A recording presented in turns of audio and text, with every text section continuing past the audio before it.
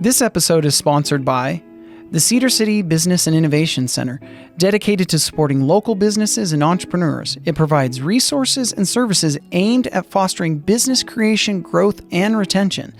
The center features the makerspace, where entrepreneurs and small businesses can have access to 3D printers, video production, and photography equipment, t-shirt printing, and more. Whether you're starting a new venture or looking to expand an existing one, the Cedar City Business and Innovation Center offers the tools and guidance to help you succeed. To learn more and get involved, visit innovationcenter.cc.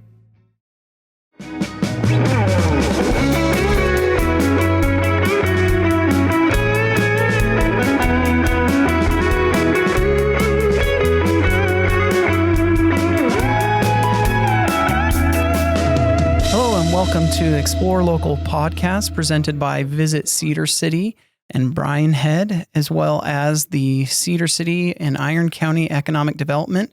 This is produced by Dallas Smith Media.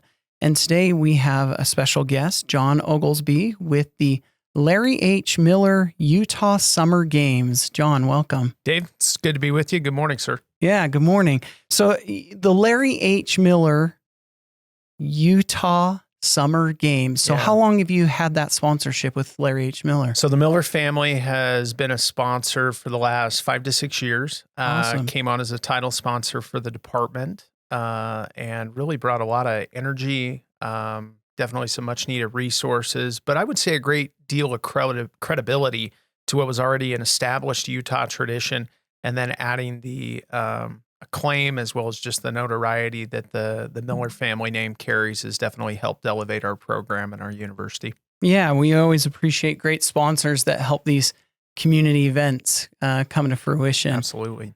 So let's talk. What is the Utah Summer Games? I mean, I think a lot of people in Utah have perhaps heard of it, but I don't think everybody really quite understands what it is. So give me that high level. What is the Utah Summer Games? I picture like a microcosm of the Olympics is what I picture. That's not far off. I think what I've found in my 12 plus month tenure now with the Utah Summer Games is the fact that it really almost is a unique thing depending on the person you're talking to, which makes it a really fun event. I think at a high level, if you were going to put it in kind of a boilerplate, we're what we consider to be the premier amateur sports festival in the state of Utah, with 40 plus different sports and activities that encompass people of all ages and abilities, with outcome that we hope focuses around 3 main goals. Number 1 is to promote educational opportunity and access, particularly at Southern Utah University. The second being promoting economic development for Cedar City, Iron County, and the state of Utah at large. And the third being encouraging healthy lifestyles and the building of community through sports. And so if you were to put all of that together in terms of what it is, the mission, that's who we are. But to your point, David, there's people that when you ask them what the Summer Games is, it's the fireworks show. Mm-hmm. It's opening ceremony. It's winning a medal in a sport when they were 5 years old that then propelled them on to be a professional athlete. It's a property that is something that is very unique and holds very special meaning to everyone who's been involved with it. And that makes it a real treasure for our community and our state. Yeah, that's awesome. And I can't wait to dive into a little bit more about some of the unique things that the Summer Games does and what it offers to the community. And quite frankly, people not just here in Southern Utah, but around the state and others. But first, I want to go back. You mentioned your long tenure so far of 12 months. Yeah. Okay. I think it's 14 now, somewhere around 14, there. somewhere around there. I think LinkedIn usually gives you an extra month. Yeah. But so what brought you to the Summer Games? How did that come about? Had you been involved in the past, or you just saw this job opening and thought, man, that would be a good fit with my background? So frankly, I had not participated in the Summer Games previously. I'd had a really good relationship with Southern Utah University through 2 of my previous jobs, one being the Big Sky Conference when I worked in college sports, and then the other being the Utah High School Activities Association. So I had a good understanding of SUU and Cedar City as a campus. And it was just one of those things. I'm a very faith-based person. And so it was kind of one of those moments where one day I got a phone call when the position was open, of some folks basically encouraging me to apply because they thought I'd be a really good fit. To be honest, it was never a job, while I had a lot of respect for it, that I'd especially aspired to do. It wasn't like a bucket list, professional position for me. But as we went through it, as we learned more about the department, more about Cedar City, more about the university, it really became something that we felt was a very inspired move for our family and something that we've been very, very grateful to be a part of. And it's been an incredible run to, again, come into a program that was such an established tradition, not only in our community and throughout the state of Utah, and to be able to be a steward for that has been really a sincere delight since day one. And I've used this analogy before. Warren Buffett, the CEO of Berkshire Hathaway, described the idea of tap dancing to work. That's what he does every day. Yeah. And he kind of counsels young people as he speaks at seminars and such. You want to do the same. You want to tap dance to work. And for me, at this stage of my career and this stage of my life, being the executive director of the Larry H. Miller Utah Summer Games is a daily tap dance to work because of the professional sandbox that I get to play in. It's been a sincere delight to be a steward of this great program. Yeah, that's awesome. So tell me, let's dive in a little bit more on your background. So you have to forgive me, the acronym for the High School Association. The UHSAA. Yep. UHSAA. You think I'd be great with acronyms, having worked in government and working in government, but I just loathe the acronyms because you just get so many though, right? Yeah. You get so many that it's like, is this mean that? Is that that? Oh yeah, and some have identical acronyms for different things. Yep. So tell me a little bit about what you did for that association in your job scope there, and then you said you were with the Big Sky Conference. I'd love to hear more about that. I'm sure our audience and listeners would too. So. Yeah, so I'll kind of start at the Big Sky and almost work chronologically from there. So when I was at the Big Sky Conference, I was hired as a media relations director there, and was over sports like football and women's basketball, men's and women's golf. So I spent a lot of time in Cedar City because at that time, SUU was one of the premier teams in the Big Sky. 2015, which was my first year that I was over football communications for the Big Sky. SUU went to the FCS playoffs in the last year of Ed Lamb's tenure here. 3 NFL players out of that, with Miles Kilbrew, who's still in the league playing for the Pittsburgh Steelers, LaShawn Sims, James Cowser, who set the all-time tackles and tackles for loss records in the FCS. And so I was really fortunate right out of the gate. And that kind of started, I would say, a lot of my relationship with SUU because I knew a lot of people on campus, was very familiar with the campus footprint. Well, and it's so fun to hear you talking about those players and know those individuals and their background and where they've gone. So. And I think that's something that to me has been so fun in my time at SUU, is to see how SUU has been this launch pad for all these incredible stories and people and various professions. It's really been fascinating to learn about that. But in my journey, at that time in the Big Sky, it was truly a great opportunity for me because I was able to, working for a Division I conference, really challenge myself to learn about a lot of different facets of the sports business and sports administration industry. From the communication side, the media relations side, which I worked in and extremely enjoyed. That's where I first started moving, I would say, more into sports properties and sponsorship sales and relationship management there on a business side.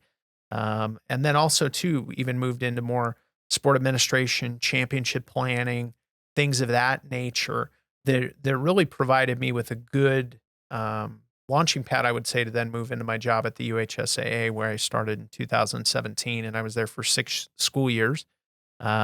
And the UHSAA is such a unique organization because you're overseeing high school sports for the entire state of Utah. That's cool. There is a lot of joy that comes with that. There's certainly a high expectation and a level of pressure.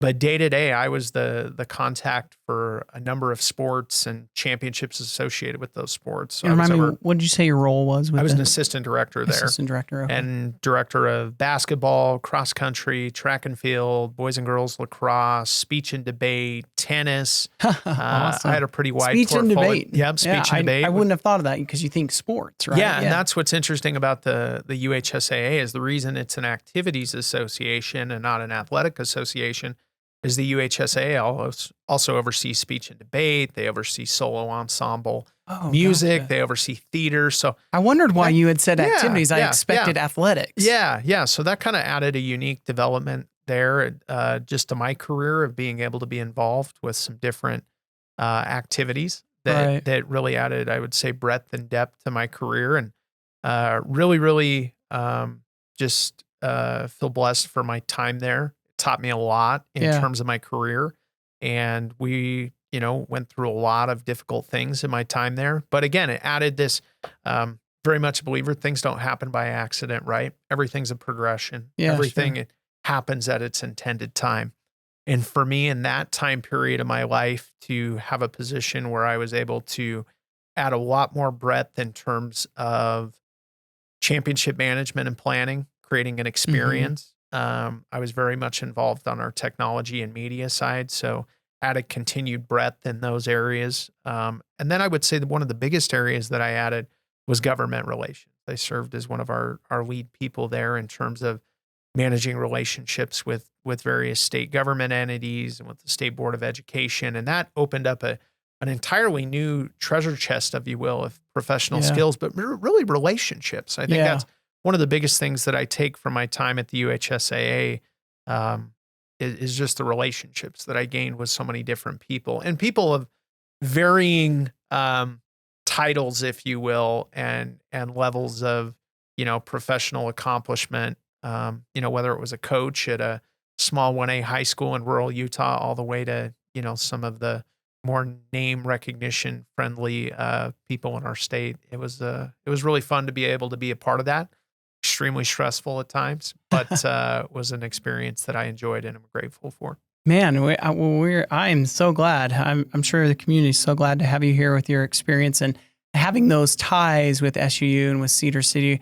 I think it's always meaningful, especially with tight-knit communities like Cedar City and Iron County and the surrounding area. There's a great sense of pride in being here. And, similar, I moved here and started working here a couple months. Yeah, we weren't too far apart from each other. Yeah. And I keep joking that this sounds odd, but I keep joking that I feel like Goldilocks because I went here and I went there and those places were great, but Cedar City is it's just right. It's got this great balance of quality of life, professional opportunity, and still a sense of community out there. Very much so. Yeah, I grew up in a small town a couple hours south of here in southern Nevada. Grew up in Logandale and went to Moab Valley High School. I joke sometimes in town with people that's like Cedar City's most southern suburb. Oh, yeah. Because there's so many people here from down there that live in Iron County. But yeah, I think those are things that, you talk about that as people that are newer to the community that I know made a big impact upon me and my family. And I know it's done the same for you is the fact that you're moving into a genuine community of people. Right. And that's not too many people get that experience in their professional careers. Right. To get to move into this genuine community of people that's vibrant and flowing and has a tremendous history, but also a real excitement about what's coming in the future. And I think all of us are really blessed to be here right now at this time in our lives. Yeah. Well, and I feel like those who come and visit Cedar City, from around the state, from out of state, out of the country, I feel like I hear a lot of that too.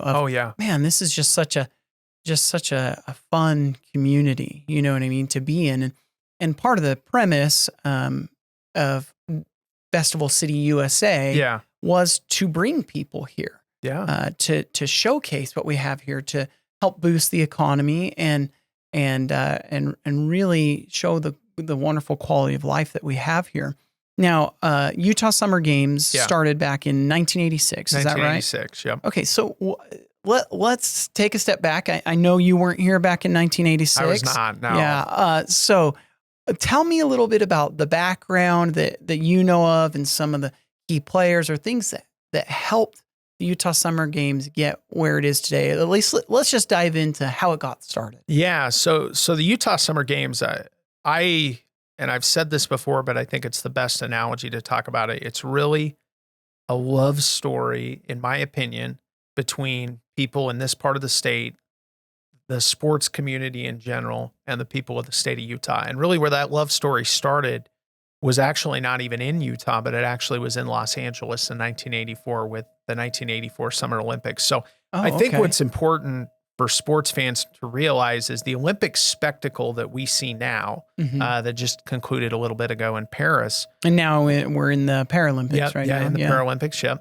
really was almost dead prior to Los Angeles winning the bid for the 1984 Summer Olympics. They put on what will probably go down when history's finished being written as one of the great sports events in the history of the world. And now it's coming back. In 2028. Yeah, that's great. But that 1984 Summer Olympics, so much spawned out of that, at an international level, at a national level, and at a local level. So two of the folks who were instrumental in the foundation of the games, Dr. Jerry Sherritt, who was at SUU, and then Rich Wilson, prominent local business person, they were involved in the 84 Summer Olympics. Dr. Sherritt went and attended. Rich worked in some capacities at the Summer Olympics in 1984, and they both left with this idea of what if we created a similar Olympic-style competition in Cedar City, Utah, that was the official Summer Games for the state of Utah. It started in 1986 with a smaller competition, kept growing. And do you know what some of those first events were? Some of the first events I know were archery's been a part of it since the beginning, track and field. Those were some of the early ones. Wrestling I know was big. Boxing was really big early in the time. We don't have that anymore, but some of those sports, and then just kept growing in terms of the additions of sports over the years. And by the early 1990s, I mean, Rich, in his leadership and tenure as the executive director, had grown it truly to be the premier amateur sports festival in the state of Utah. And I think the business conditions then were really unique and ripe for this to start, because there wasn't club sports. There wasn't parents and families being on the road 3 out of every 3 weekends a month, going to different cities to go compete in travel ball tournaments. There was your high school season. There was maybe if you had local rec sports or, a that's how I remember or whatever. Up. Yeah. And then there was the Utah Summer Games. That's Yeah. what you did if you were playing sports in the state of Utah. And I think there's so many tremendous things that period in history allowed the Utah Summer Games to be able to do and to get started, and created roots that now are preparing us for our 40th consecutive rendition of the Utah Summer Games This next summer year will in be 2025. Yeah. Wow, that's the 40th awesome. rendition of the games. So, it's funny because I run my whole life, done track my whole life, and I've always joked that, 2 jokes actually. 2 jokes. I like 2 jokes. Or maybe I should say something I say facetiously. So in high school and growing up running, I always said anything 400 meters and over is long distance, and I don't do that, right? Yeah, I was a sprinter. I did hurdles. I did jumps. But then my second kind of smart aleck remark is, after high school, unless you compete in college, you can't challenge someone to a 100-meter dash. No. You sign up at minimum for a 5K, right? And so then I found myself getting into this distance running. But then I learned about the Summer Games, and I was like, wait, I could do a 100-meter dash? And I'm like, but what other 40-year-old men are out there doing a 100-meter dash? We do have some. We do have some. Yeah, so I'm like, part of me is like, maybe I'll see that next year, but it might be just me and a bunch of high school kids running a 100-meter dash. So tell me, how does that work with the different age groups, and not only with track and field, but these different sports?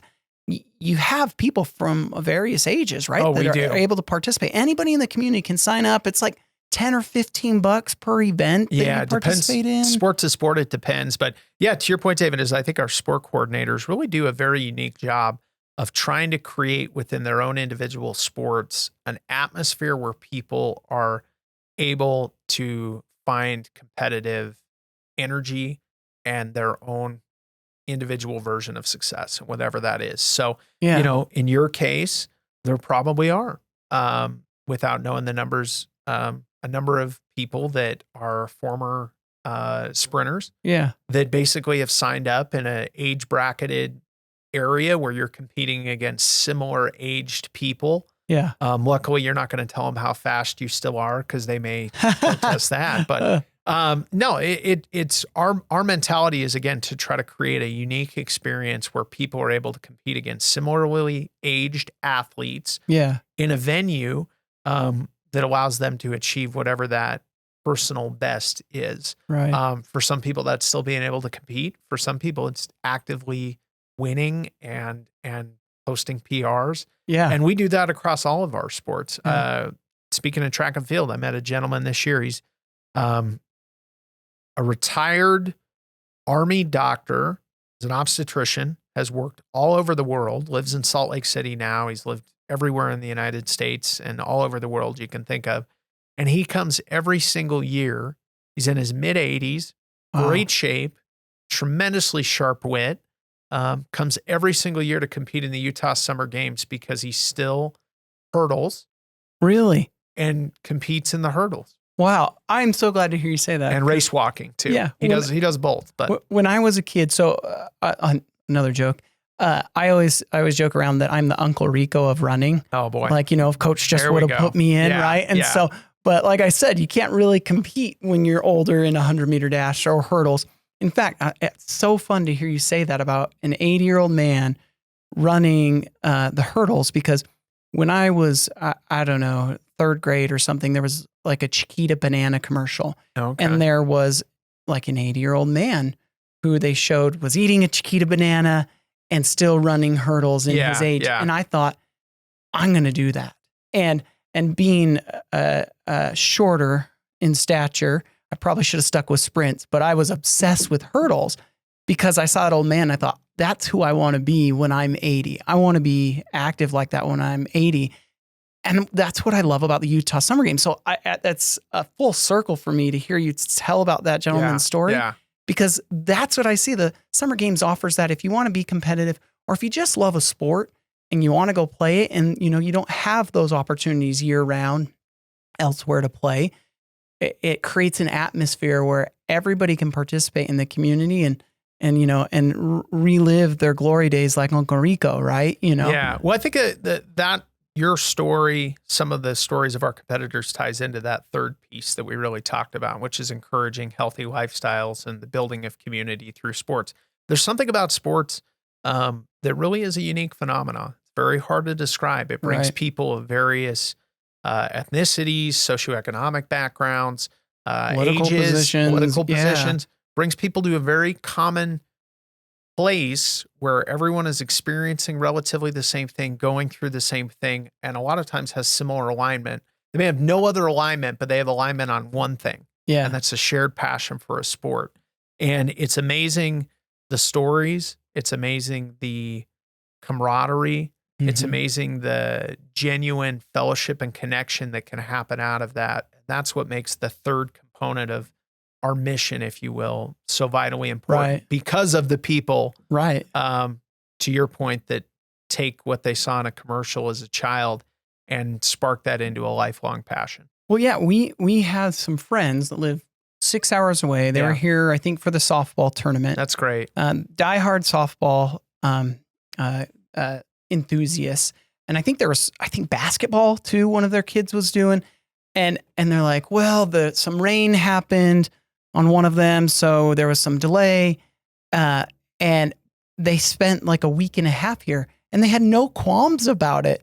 And there was more than one set of friends Yeah. that told me a similar story. And I thought, we're getting people from 6 hours away. Most people don't know this, but Disneyland is 6 hours away from here. Yeah. So we're getting people from around the state, 6 hours away, that are spending a week and a half here, being a part of our community, going to the restaurants here, staying in the hotels, and just enjoying the offerings of Cedar City. I mean, that is such an awesome phenomenon. So it's beyond even just the sport. It's just what it's doing in creating this. And you mentioned one of those pillars. I think the second one that you mentioned was Yeah. something about Economic building development. Yeah. No doubt. So talk to me a little bit about that. What are some of the goals and objectives that you try to accomplish in that area? So again, if I were to kind of talk about my professional sandbox that I get to play in, one of the areas I find most rewarding as a sports business and sports marketing person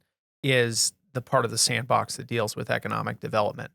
And really what I'll boil down my mindset every day when I come to work, what it is basically I want the decisions that I'm involved with making and the work that my staff and I are doing to lead to sales managers in town hitting their budgets and hitting their goal numbers to get, basically compensation for incentives and record numbers. Right. Restaurant owners and small business owners to see that they can make a thriving, enduring business out of what was once a dream that started at some point in their life.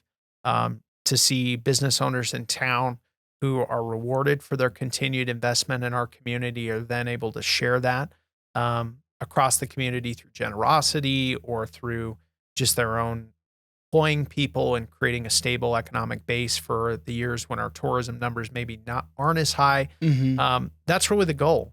That's the mindset that I try to come to work with every day is we want the decisions and work that we're doing every day to lead to success for other people and success that they might not have had we not been doing our single best to do what we could do every day. Oh, that's awesome.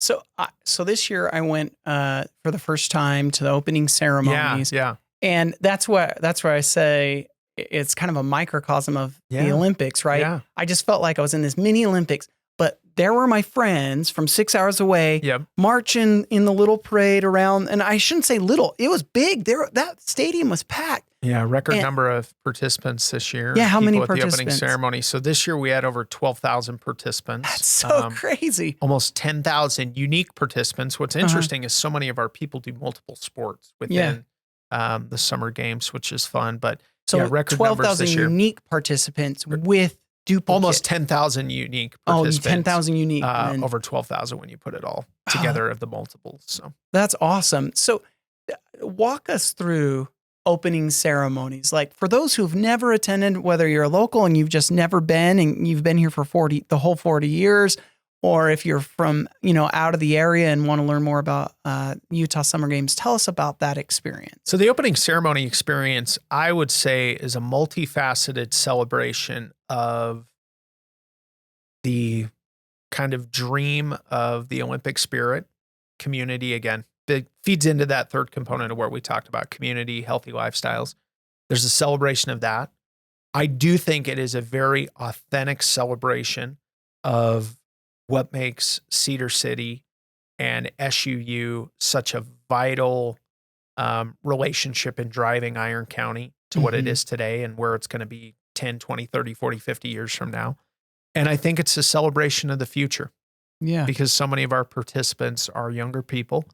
And it's a celebration of them and what they're doing today, and all of us taking ownership and a stake in what they're going to do tomorrow. Yeah. And I think when you bring all those different things together, that celebration of past, present, and future, it creates this very unique relationship of 10,000 plus people who come to opening ceremony and experience a concert, experience one of Utah's best fireworks shows.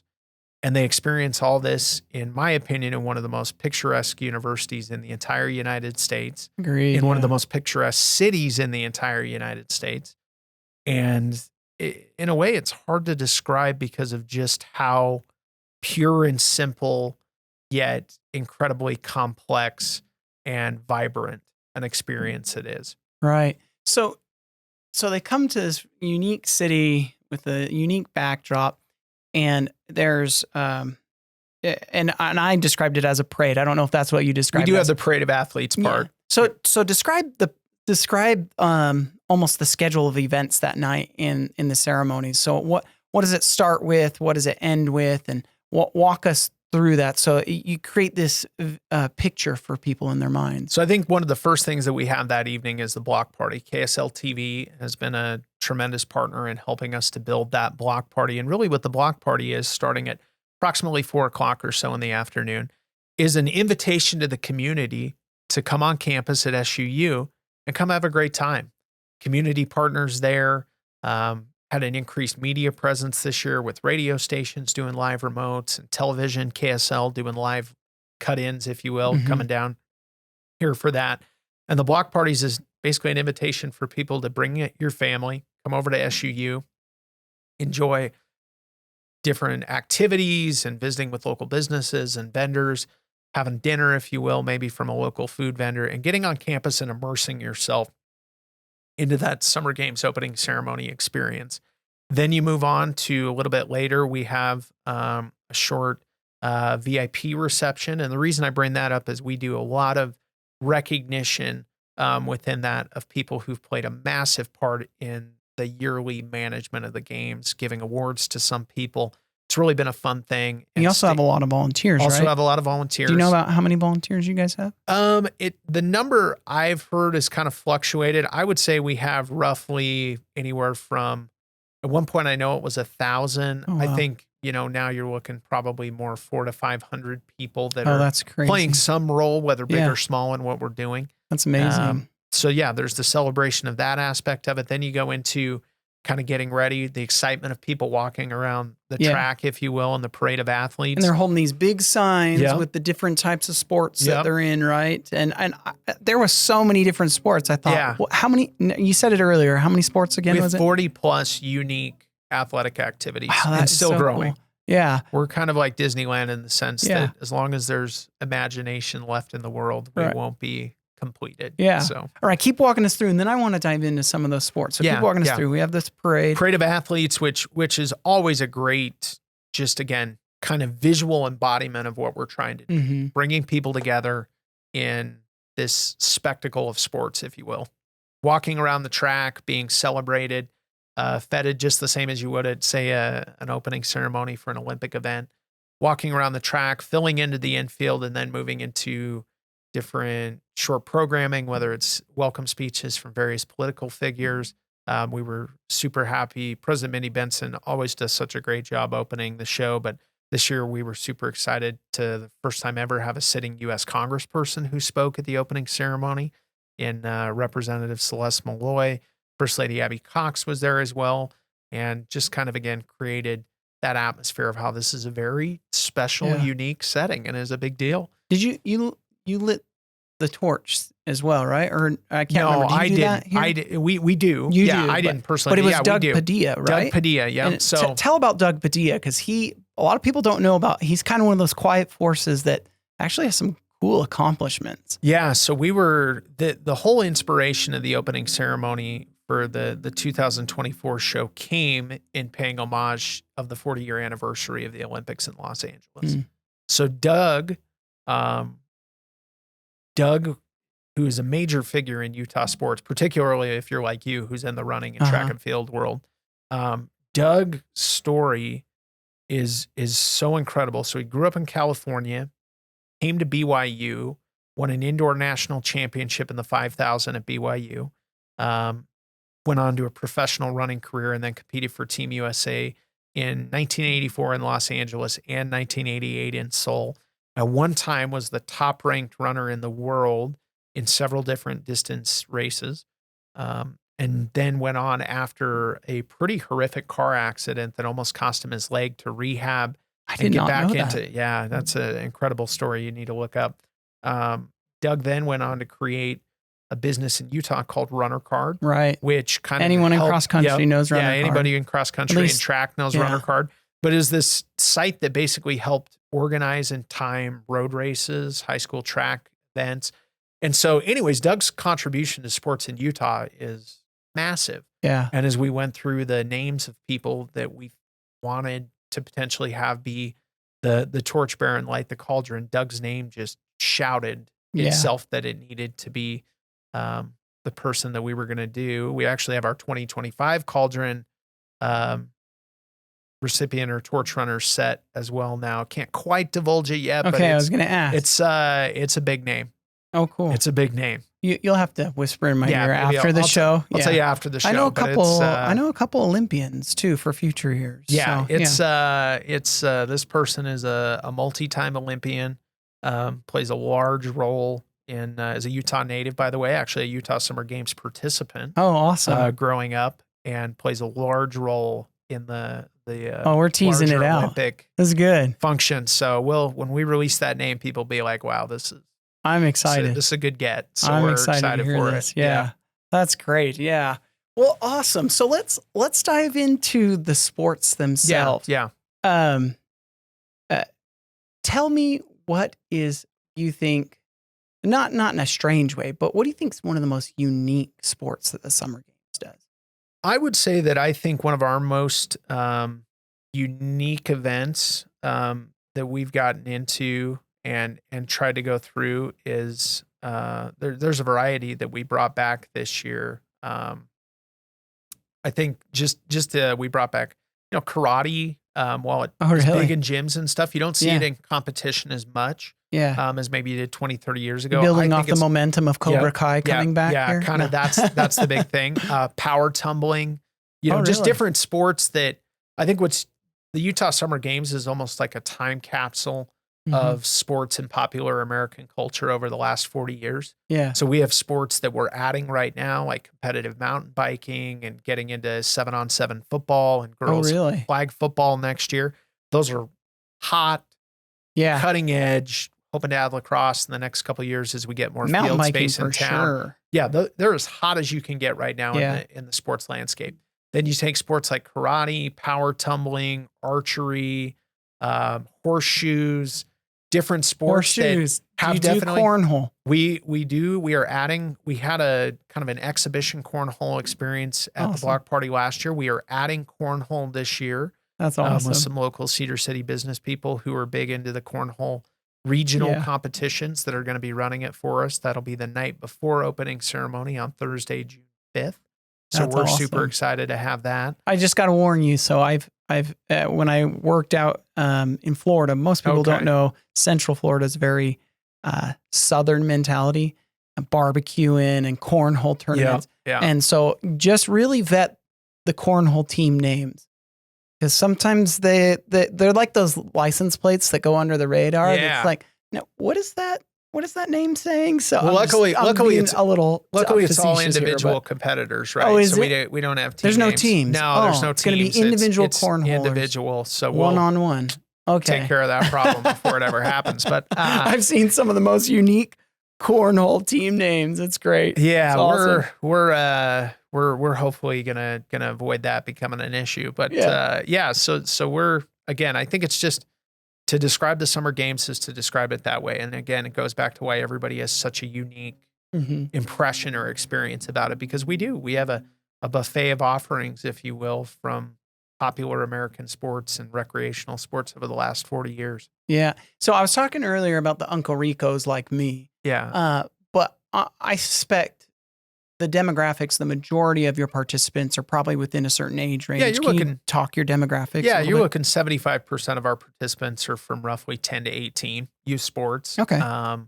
And so that's kind of the demographic that I would say that we definitely try to have in mind when we're creating new programming and creating new experiences.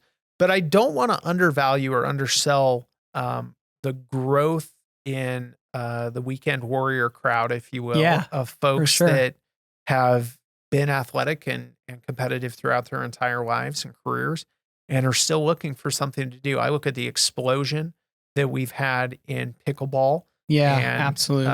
Obviously a big person in kind of the Cedar City economic development world, Jeremy Waite. He's done a lot with adding pickleball, and him and Brian Kamerick and some other people in Cedar City working with our coordinator, Karen Marchant. We've seen an explosion in our pickleball numbers. Yeah, pickleball. And that's like, insane. right, again, one of the hot sports right now that everybody's playing.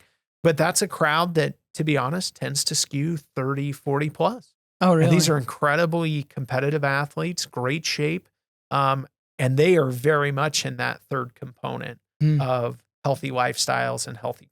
I've been debating picking up pickleball. I moving here, getting in the groove of working stuff. I keep thinking, you know, what's funny about pickleball is people generally come to the sport with an impression. And what's funny is you can tell people that play pickleball that grew up playing tennis. And then have transitioned to pickleball, and then people that play table tennis or ping pong and have moved to pickleball. Yeah, So I'm so glad you said that because I always tell people when people say, what's pickleball? I'm like, imagine tennis meets table tennis. And that's pretty much pickleball. there's an element of that, right? Yeah. So you have people that grew up predominantly playing more table tennis that they love to just sit at the net. Mm-hmm. And then you have people like me that grew up playing more tennis. And Uh-huh. so I like to sit back on the baseline and basically just lob balls back Yeah. and forth to try to frustrate opponents and slow Yeah. the pace of the game down. And so anyways, it's an amalgamation of all these people coming together and creating this really unique, fun, sustainable, lifetime sport that's one of the world's fastest growing sports. Yeah. Yeah. I remember probably, I don't know, 10 years ago, maybe, where a professional tennis player that taught recreation tennis and private lessons, and pickleball was starting to like be a thing.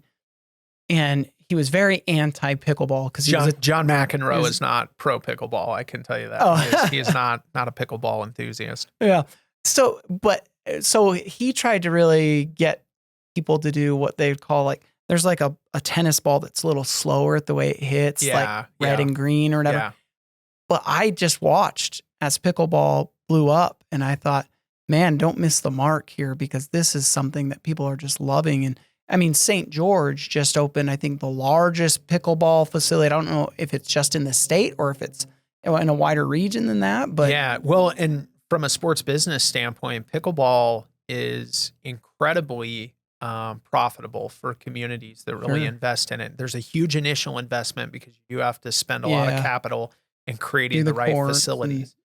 But once you do, the pickleball demographic, because competitive players tend to be a higher net worth individual, so their spend when they're in town is higher. It's a very, I would say, a very community-based sports organization. So there tends to be larger groups of people that may not even be direct athletes, but that are associated with it that will travel to see competitions, see friends compete. Pickleball, in terms of economic and recreation drivers kind of coming together, is definitely a very unique property right now. Yeah. So what would you say is your biggest sport with the most participants during the Utah Summer I'd say Games? girls fast pitch softball. We had over 120 teams this year. We grew to the point, quite frankly, David, and this is what's been really interesting. We grew to the point we didn't have enough playable fields left in Iron County. Wow. So we had to make the decision of, from my standpoint, do we limit our numbers or do we try to find fields in other areas? So I made the decision. We don't want to limit what we're bringing to the table. And fortunately, down in Washington County, we had some partners in Hurricane City that were great to work with and probably have made it to where for many years to come from now on, we'll have overflow fields that are basically we're using down there to accommodate teams as we continue to grow. See, I love that regional collaboration. So in my world of economic development, one of the things that I'm always talking about is we can't be siloed. You know, high tides raise all ships. And so that regional collaboration really represents Southern Utah. But the Utah Summer Games is just that, it's the Utah Summer Games. And while it was founded and fostered here in Cedar City and Iron County, I love thinking beyond our borders, so to speak, and saying, hey, let's come together to see how big this thing can go and still be manageable. Well, and I think like back to the first two pillars of our mission, encouraging economic development and then educational opportunity at SUU. Sometimes those things uniquely grow above and beyond what we have the capacity to do here in the county. And that's part of the fun challenge of my job is working to find the atmospheres and the avenues where we can grow to our max capacity in town, which is always going to be a goal of what we have to drive economic development here in Cedar City and Iron County. But then how do we expand and bring that opportunity to other areas, which then help us to leverage relationships and leverage opportunities that continue to build on what we're doing here in the county and in the city specifically. And again, our economic development for us starts here and extends outward. And we are of the opinion that we can play a sizable role in playing significant or bringing rather significant economic development to the entire state of Utah. That's awesome. So, let's talk a little bit about. We're gonna go back a little bit. Yeah. I'm sure since you've been here in 12 months, you've probably inundated with stories and introducing to different people. Are there any fun, unique stories that people have told you that you feel like you could share via the radio? And I'm kind of throwing that one at you. So No, it's a little off. People like to hear those fun stories or hurdles that they had to work through. Yeah. So, I mean, there's a lot of them. And just anytime you're holding an amateur sports event with the scope and the dates that we have, I mean, there's yearly probably stories that 10 to 15 years from now would be quite humorous. I think, getting a lot of good ones from Rich Wilson, who was the first executive director, about, one year at opening ceremony, they had, jungle cats that they brought in for the opening ceremony that got loose. Literal jungle cat? Yeah. Yeah. I believe it's a tiger. If Rich is listening, he's probably going to be like, no, it was a lion, but I want to say it was a tiger that got loose. So they had to catch this thing and corral it. It was just running around the stadium. From Circus or something? I didn't get that side of it. But there's stories of, things like that. I think there's been about every type of climate, weather condition that could happen in Cedar City during the summer games, from intense heat to, I know there's been snow. And so just kind of stories that come from just the array of issues that come along with both sides of that equation. But if I had to narrow it down, I'll tell maybe the most special story for me. Is that okay? Yeah, please. This one is really fun. So what it came down to is this year was the first year we held high school boys volleyball. So the UHSAA sanctioned boys volleyball. Oh, yes. It's a spring sport. This was the first year they had it. It's been a spring sport down in Vegas for a long time. And so we had it this year, had a good first year. Actually had a large number of our participants coming from the Las Vegas Valley and from Clark County. So from an economic development side, right? You love every time anybody drives across the state border coming into Cedar City to spend money and to be here in town. But I remember speaking with a club coach who coaches at a predominantly inner city high school in Las Vegas. Most of the students there tend to be on kind of the lower end of the socioeconomic spectrum, if you will.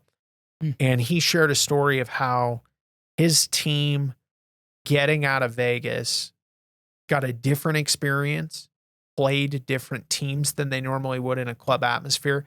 But back to what you and I talked about earlier during the show, that community feel that was so different from what his team was seeing on a regular basis in the Las Vegas Valley. Interesting. And seeing what walking a different campus was like compared to if all they've ever experienced is UNLV, which is a great institution and has a lot of great things going for it. But if that's not your niche where you're going to be successful, walking another campus that's open, that's inviting, that's comfortable, that has a community feel on it.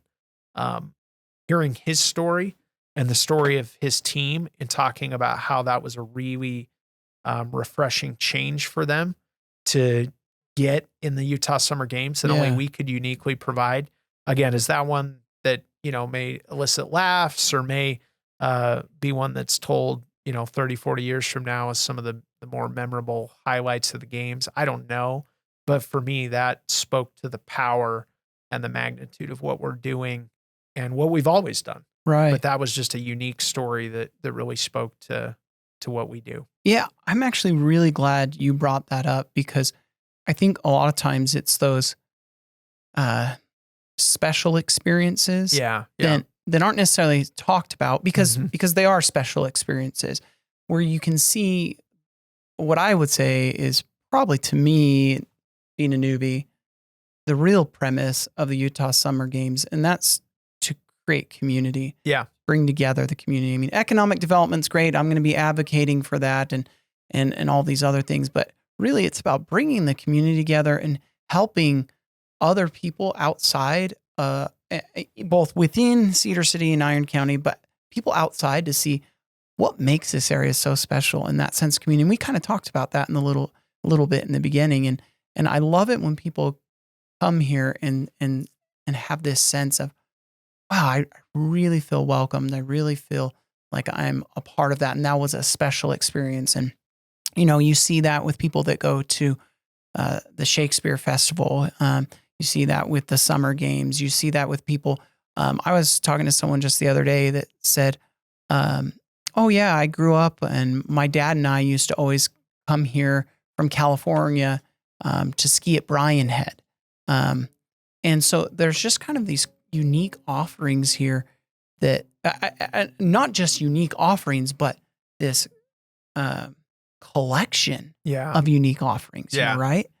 It's an incredible place.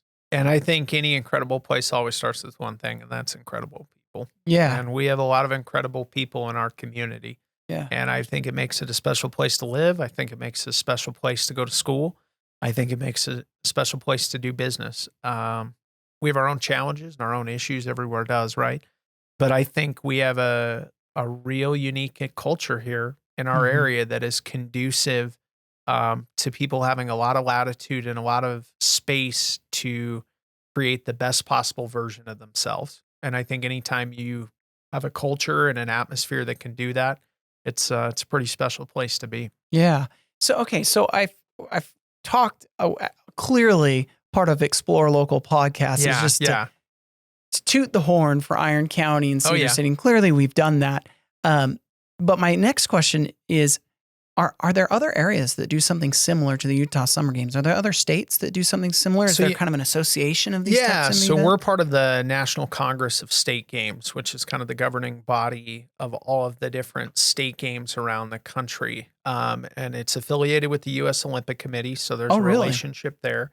And were some of these existing before they started Utah Summer Games? So what was interesting is Utah was one of the foundational entities for that helped create the National Congress of State Games. That's awesome. So we're super proud to be a part of that.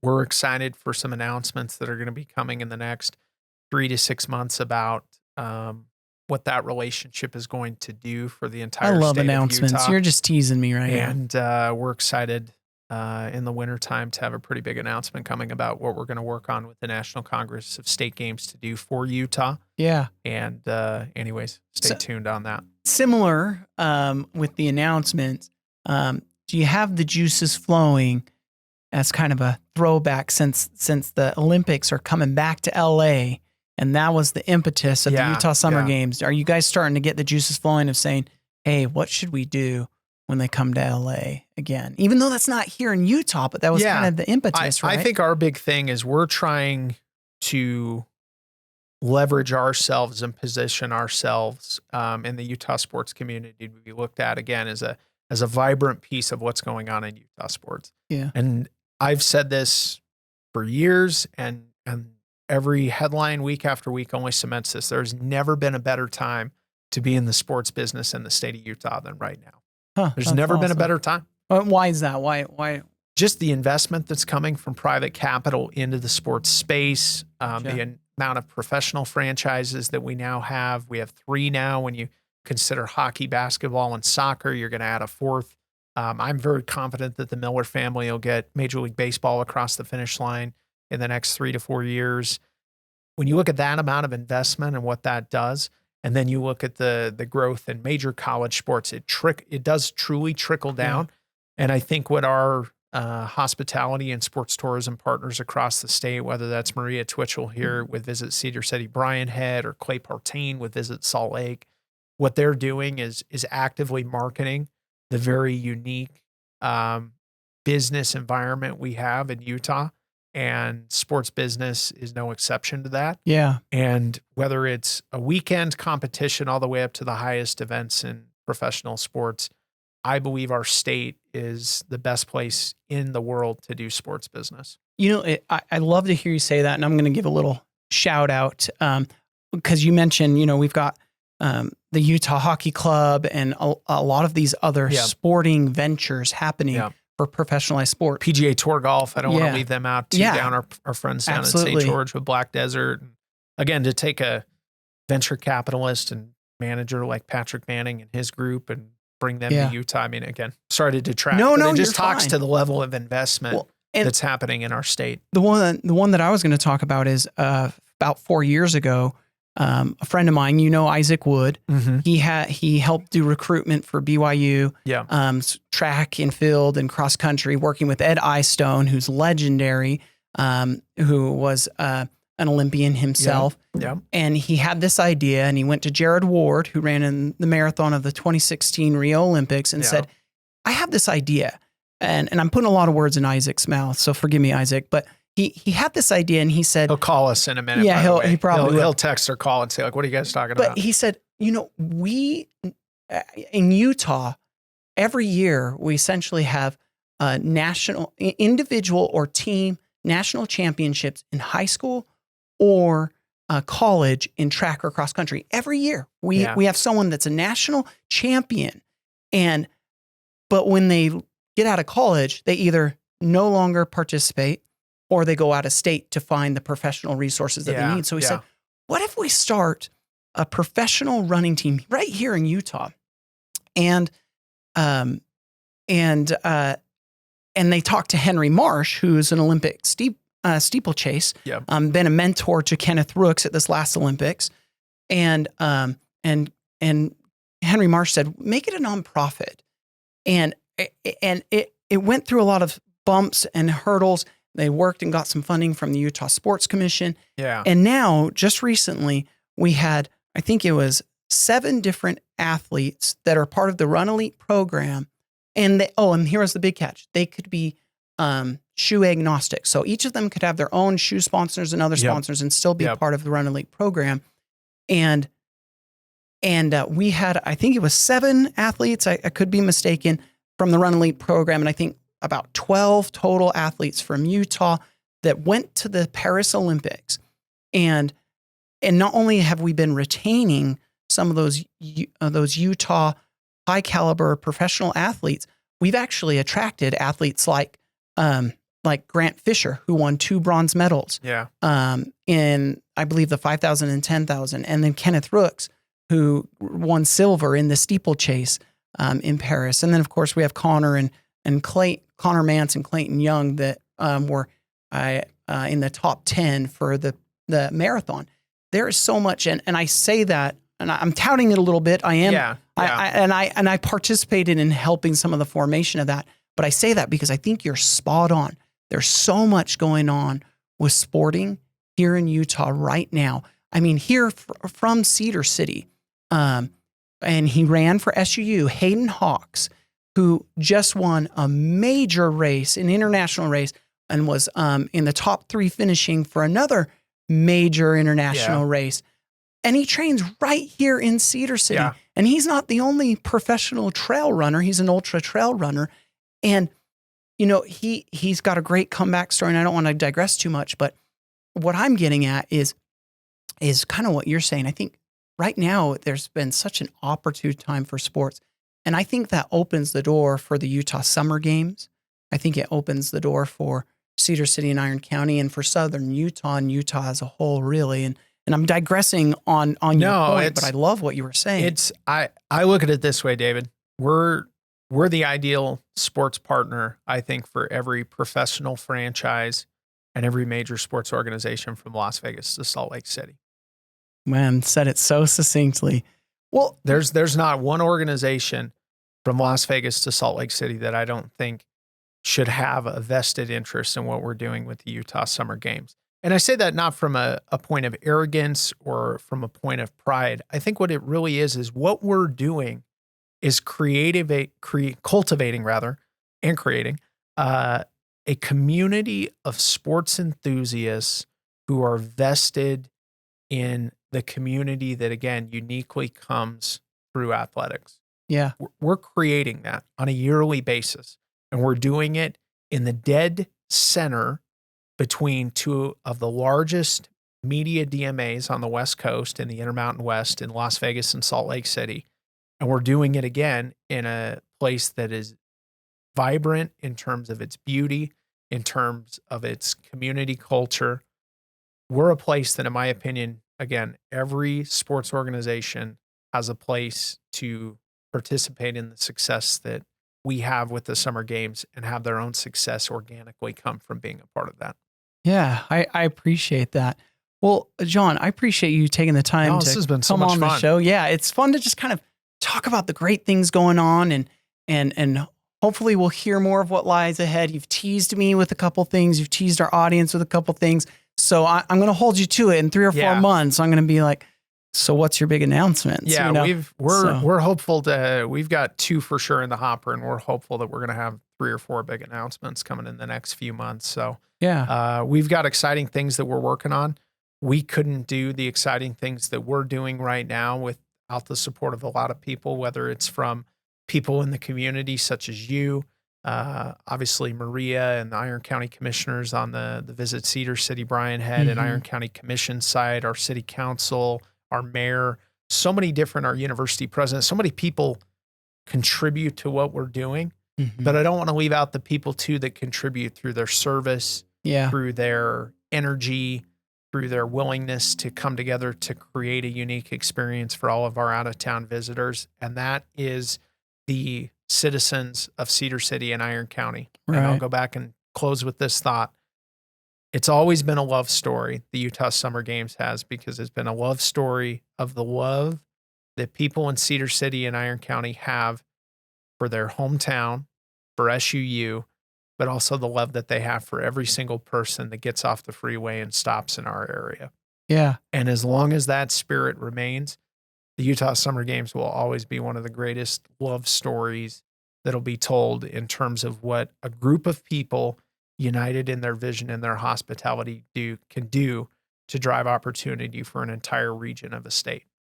Awesome. Well, on that note, on that love letter at the end, Jon, thank you for being here, and Thanks, we hope man. everybody's enjoyed the show today. Thanks so much for having me. Yeah, glad to have you. Explore Local Podcast. Tune in for a few more good interviews that we're gonna keep going on with this, and hopefully, Jon, maybe we'll have you back on at another time in the future. Give me a call. I'd love to come back. Okay, have a good one. Okay, thank you. Yeah.